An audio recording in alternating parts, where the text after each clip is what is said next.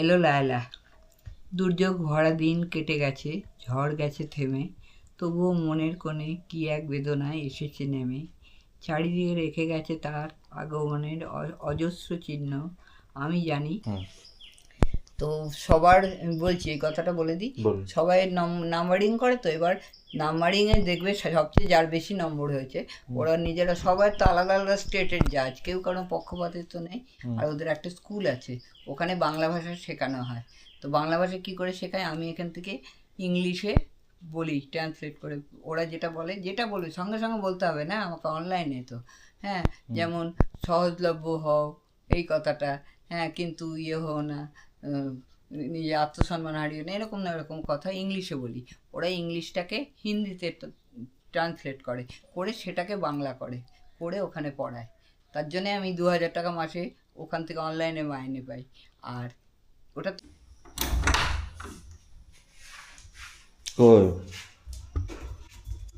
স্নান করা হয়ে গেলে তুমি যে বনগাঁ যাবে তো আমার আগে বললে না তো? স্নান করা হয়ে গেলে কাকুর একটা ডাক দিস কেন, এসে ঘুরিয়ে দিতে।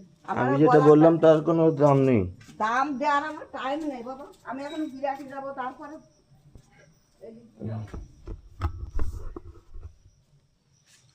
হ্যাঁ guys, good morning, welcome to my new blogging. তো সকাল সকাল মা যাচ্ছে হচ্ছে বনগাঁয়। তো আমাকে কালকে বলেনি যে বনগাঁয় যাবে মা, এখন হঠাৎ বলছে যে আমি বনগাঁয় যাবো, তুই গেটটা লক কর। তো সারাদিন আমার দেখাশোনা করবে কি আজকে? দেখাশোনা করার কোনো লোক নেই। আগে থেকে বলতে পারতো, দেখাশোনার জন্য কোনো লোক ম্যানেজ করতাম। কে আজকে আমার সারাদিন দেখাশোনা করবে?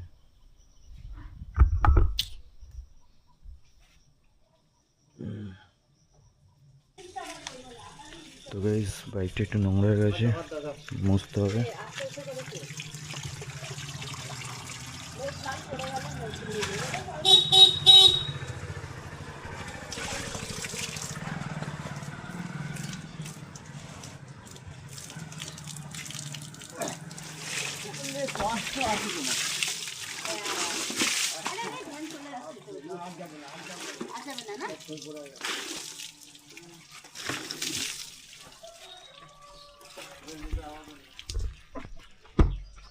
হ্যাঁ গাইস, তো এখন বাড়িতে আসলাম কাজ থেকে।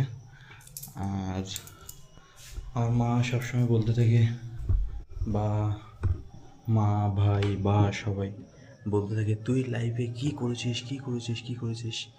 বাট আমি আজকে ক্যামেরায় বলতে চাই যে লাইভে আমি এইটুকু সাকসেসফুল হয়েছি যেখানে আমাকে এই যে চিল্লার, হ্যাঁ, এটাকে মানি ব্যাগে বা আমার ব্যাগে স্টোর করতে হয় না। তো আমি চিল্লারগুলোকে এরকম এখানে ফেলে রেখেছি।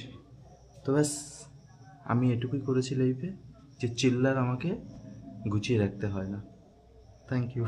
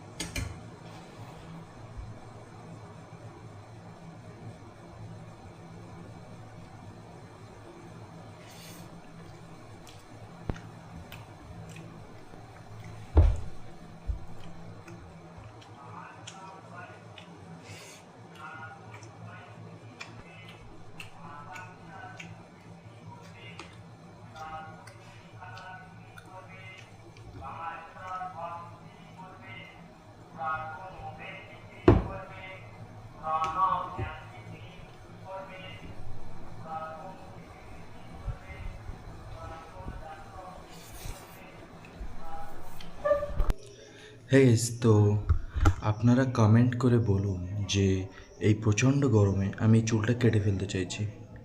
তো আপনারা বলুন যে এই চুলটা কাটবো না এরকম থাকবে। তো অ্যাকচুয়ালি গরমে না চুলটাকে আবার কে ফোন করলো, এই চুলটা মেনটেন করা ভীষণ টাফ হয়ে যাচ্ছে।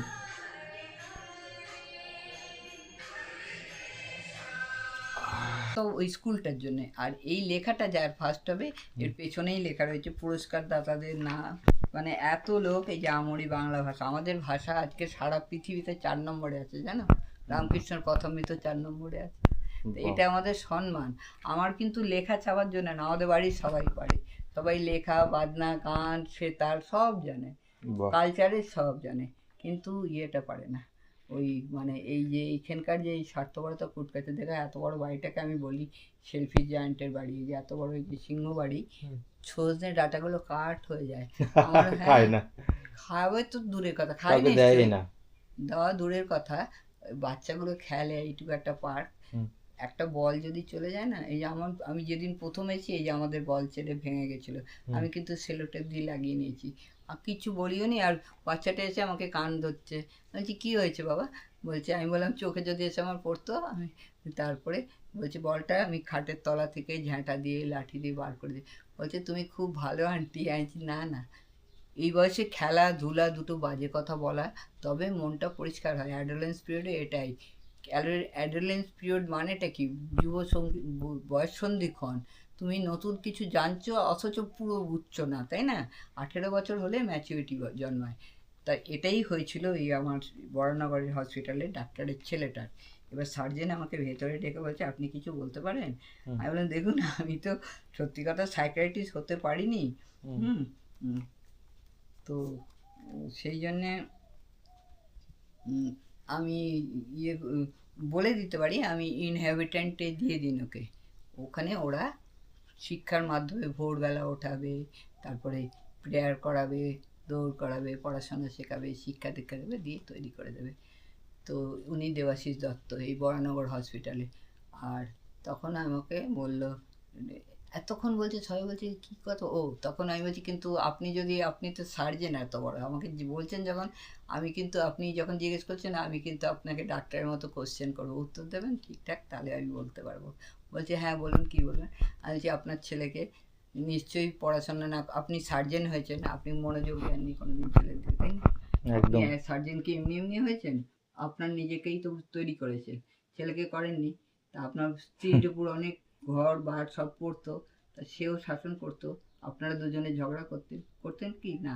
বলছে হ্যাঁ একদম ঠিক। আমি বললাম, তাই জন্যেই ওই এই বয়সে এরকম হয়, চেঞ্জ হয়ে যাবে দেখবেন। ও পড়ে এখন, এবার আবার গেছিলাম আমি আরেকটা চোখ, সেটা এতটা হয়েছে, আয়লা হয়েছে, হ্যাঁ। তো এইটা লিখেছিলাম তখন, আমাদের মাঝখানে ওখানে খুব অসুবিধা হয়েছিল বলে এটা মানে দেরিতে ছাপা হয়েছে, নববর্ষ সংখ্যা এটা, নাহলে পুজোর সংখ্যা হতো। এলো লায়লা, দুর্যোগ ভরা দিন কেটে গেছে, ঝড় গেছে থেমে, তবুও মনের কোণে কী এক বেদনায় এসেছে নেমে, চারিদিকে রেখে গেছে তার আগমনের অজস্র চিহ্ন। আমি জানি আমি তোমাদের সাথী নই, আমার জাত ভিন্ন। প্রকৃতির কোলে যারা বড় হয়, কষ্ট পায় তারাই সেই ক্ষুদ্র মানুষ, বৃহৎ অট্টলিকার মাঝে ভয়ের রোমান্টিকতায় উড়িয়ে চলি রঙিন ফানুস। হরির মা সকালের পান্তা তুলে রেখেছিল রাতে খাবে বলে, সরার পান্তা তেমনই আছে, সে গাছচাপা পড়ে সে গেছে চলে, শুধু গাছচাপা পড়ে সে গেছে চলে।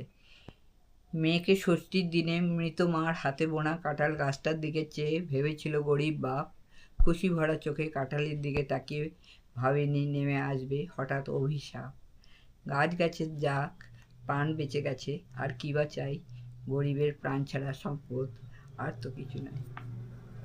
বাহ, এটা আপনার নিজের লেখা তাই তো? এই যে ভারতী সেনগুপ্ত, কলকাতা। ভারতী সেনগুপ্ত, কলকাতা। এই যে এবার দেখো, এই যে আমরি বাংলা। গাইজ, তো হঠাৎ করে বৃষ্টি নেমেছে, পুরো ভিজে গেছি,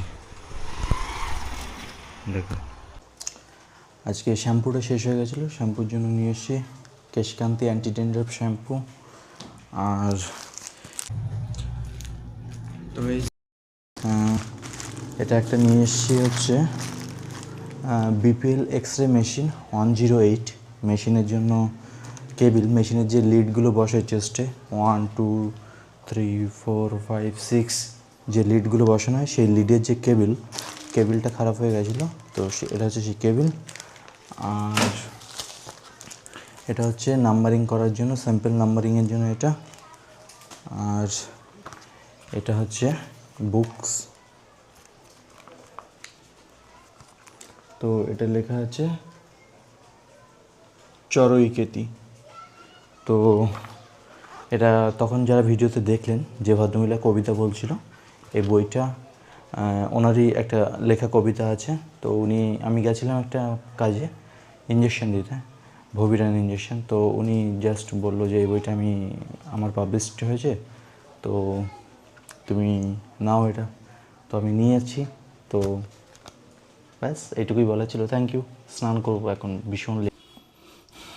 পাপ মেবাশ্রয়েদ মাং হত্যৈভূতানা ততাইন তস্মন্নাহ বয়ং হস্তং ধর্তরাষ্ট্রং সমান্ধবন সজনং হে কথং হত্যা সুখেন শ্যাম মাধব।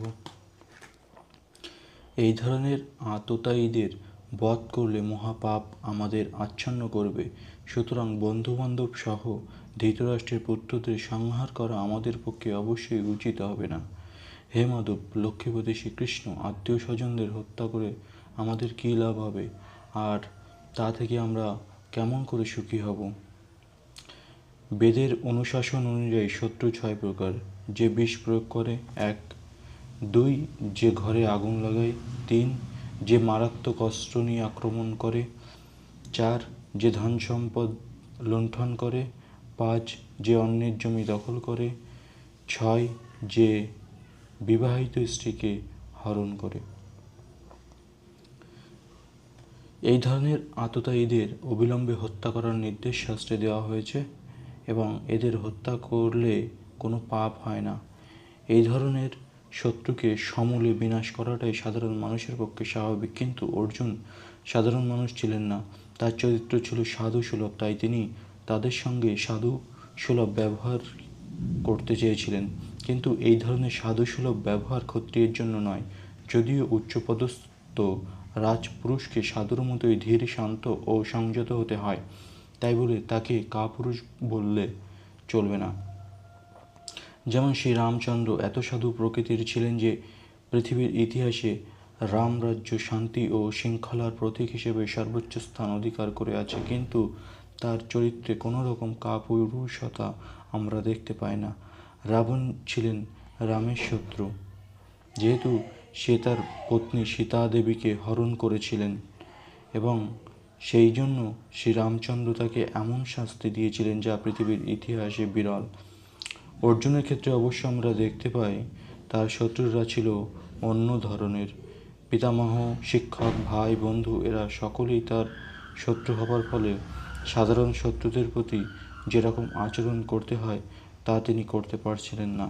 তাছাড়া সাধু প্রকৃতির লোকেরা সর্বদাই ক্ষমাশীল। শাস্ত্রেও সাধু প্রকৃতির লোককে ক্ষমাপরায়ণ হবার নির্দেশ দেওয়া হয়েছে, এবং সাধুদের প্রতি এই ধরনের উপদেশ যে কোনো রাজনৈতিক সংকটকালীন অনুশাসন থেকেও অধিক গুরুত্বপূর্ণ। অর্জুন মনে করেছিলেন রাজনৈতিক কারণবশত তার আত্মীয় স্বজনকে হত্যা করার চেয়ে সাধুসুলভ আচরণ ও ধর্মের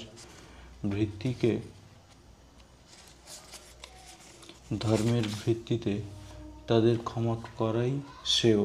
তাই সাময়িক দেহগত সুখের জন্য এই হত্যাকার্যে লিপ্ত হওয়া তিনি সমীচীন বলে মনে করেননি। তিনি বুঝেছিলেন রাজ্য ও রাজ্য সুখ অনিত্য। তাই এই ক্ষণস্থায়ী সুখের জন্য আত্মীয়স্বজন হত্যার পাপে লিপ্ত হয়ে মুক্তির পথ চিরতরে রুদ্ধ করার ঝুঁকি তিনি কেন নেবেন? এখানে অর্জুন যে শ্রীকৃষ্ণকে মাধব অথবা লক্ষ্মীপতি বলে সম্বোধন করেছেন তা তাৎপর্যপূর্ণ। এই নামের দ্বারা তাকে সম্বোধন করে অর্জুন বুঝিয়ে দিলেন তিনি হচ্ছেন সৌভাগ্যের অধিষ্ঠাত্রী লক্ষ্মী দেবীর প্রতি।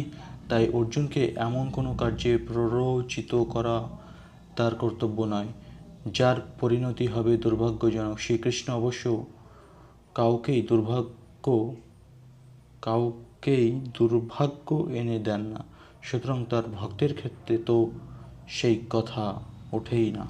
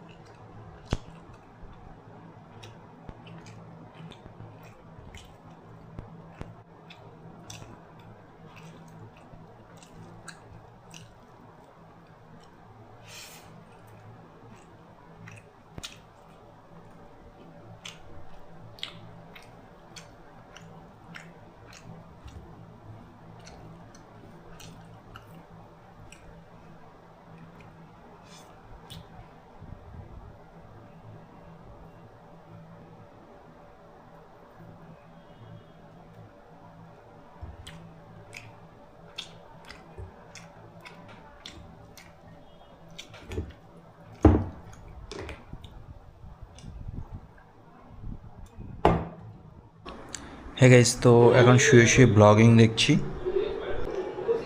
গাইস তো শুয়ে শুয়ে এখন খেয়ে দিয়ে ব্লগিং দেখছি। ক্যা মস্ত জিন্দেগি ভাই। হ্যাঁ গাইস, গুড ইভিনিং। তো এখন ঘড়িতে বাজে হচ্ছে 8:30। এখন বেরোবো, বাইরে কিছু কাজ আছে। প্রথমত বাঁকড়ায় যেতে হবে, বাঁকড়া থেকে নীলাচল থেকে বেলঘড়িয়া, আর বেলঘড়িয়া থেকে বিশালপাড়া। তো ব্যাস এরকম কিছু কাজ বাজ আছে, তো চলুন যাই। গাইস তো একবার বাইরে বেরিয়ে গেছিলাম, কিন্তু কন্ঠি মালাটা পরা হয়নি বলে আবার রিটার্ন আসলাম বাড়িতে। তো চলুন। হ্যাঁ, আচ্ছা। আপনি ওর সাথে কি এই বিষয়ে মেয়েটার সাথে কোনো কথা বলেছেন কোনোদিন কোনো কথা হয়নি, তাই তো? তো এই এখন ঘড়িতে বাজে হচ্ছে 11:30। আর এখন এই যে মুড়ি নিয়ে আসলাম, কলা নিয়ে আসলাম, দুধ আনলাম, চিড়ে আনলাম। মা নেই বাড়িতে, এই যে তালা মারা আছে, এটাকে খুলবো এখন।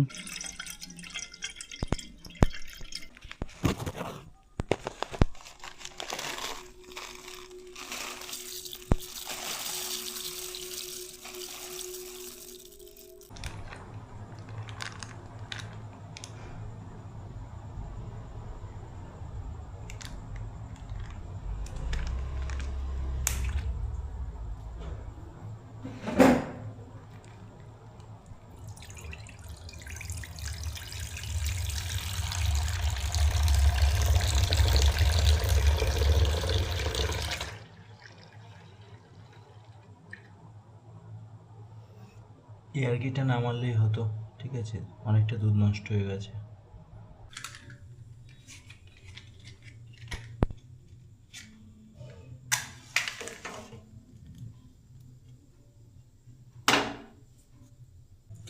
তো গাইস এটা হচ্ছে চিড়ে অ্যাড করব দুধের সাথে।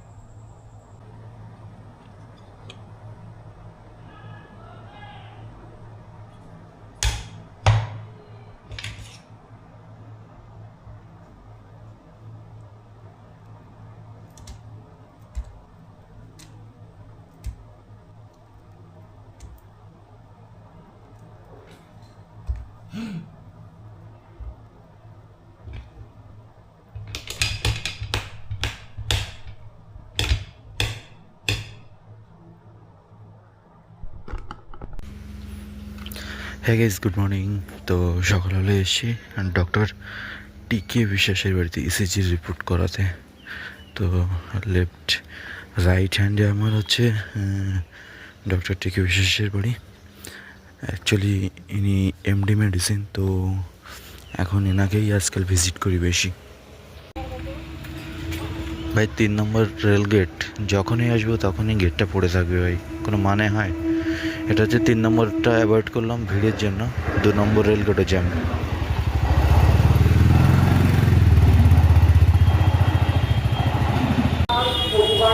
হ্যাঁ গাইজ, তো এসেছিলাম ল্যাবে, হেলথ ল্যাবে। এসি এই দুটো ব্লাডের রিপোর্ট ছিল, সেই রিপোর্টটা নিতে এসেছি। আর সামনে এখানে যেটা হচ্ছে আমাদের এখানকার কামারহাটি মিউনিসিপ্যালিটিতে এখনও মদন মিত্র আছেন, তো তারই রথের উদ্দেশ্যে এখানে একটা উৎসব চলছে, তো ওটাকে একটু জুম করে দেখাচ্ছি। তো গাইজ এখন বাজে হচ্ছে 12টা, আর 12টার সময় এসছি বাড়িতে। আজকে ভাবছি সেলুনে গিয়ে চুলগুলো ফেলে দেবো, গরমে মেনটেন করা খুব মুশকিল হচ্ছে। তো চলে এসেছি বাড়িতে। আজকে মা নেই, তো ওই যে লক করা, আর এটা হচ্ছে স্ক্যান টু 5% ক্যাশব্যাক, পাগলের মতন এখানে লাগিয়ে রেখেছি আমি।